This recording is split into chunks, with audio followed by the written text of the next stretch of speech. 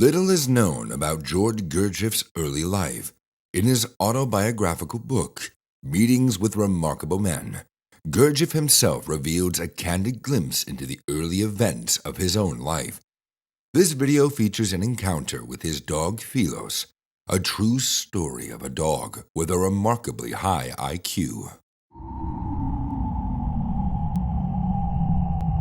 5 or 10 minutes after I lay down, when according to the calculations of Philos, I should already be asleep, he too would lie down on this improvised bed of mine, never on the side towards my face, but at my back. At the head of this ultra-comfortable bed, there was a no less comfortable little table formed of books tied together with a string, and dealing with the questions to which I was particularly drawn at the time. One morning, several days after my arrival in New Bukhara, I found on my improvised table a large Jerusalem artichoke. I remember thinking at the time, that minx of a landlady. In spite of her weight, she is so perceptive that she has immediately detected my weakness for Jerusalem artichokes, and I ate it with great pleasure. I was quite convinced it was the landlady who had brought me this artichoke for the simple reason that so far no one besides her had entered my room. So, when I met her the same day in the corridor, I confidently thanked her and even teased her about the artichoke.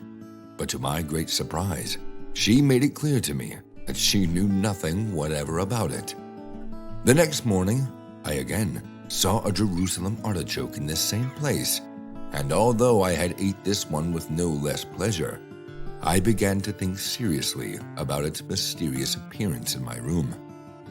What was my astonishment when on the third day, the same thing was repeated. This time I firmly resolved to investigate and find out without fail who was playing such puzzling but pleasant tricks on me. But for several days, I could not discover anything, although punctually every morning I found a Jerusalem artichoke in this same place. One morning, in order to clear up this matter, which mystified me more and more each day, I hid behind a barrel of fermenting kvass in the corridor. After a short time, I saw Philos cautiously stealing past the barrel, carrying in his mouth a large Jerusalem artichoke. He went into my room and placed it just where I usually found them. From then on, I began to keep a close watch on Philos. The next morning, when I was about to leave the house, I patted Philos on the left side of his head, which meant between us that I was going far away and not taking him with me, but going out into the street. I walked only a short distance and then returned to the shop opposite our house and began watching my door. Very soon, out came Philos, and glancing round, he set off in the direction of the market. Surreptitiously, I followed. At the market, near the municipal scales, were a great many provision shops and a crowd of people. I saw Philos quietly walking through the crowd and did not let him out of my sight. Passing in front of a shop, he looked round, and when he was sure that nobody was watching him, he quickly snatched a Jerusalem artichoke from a sack standing there and set off at a run.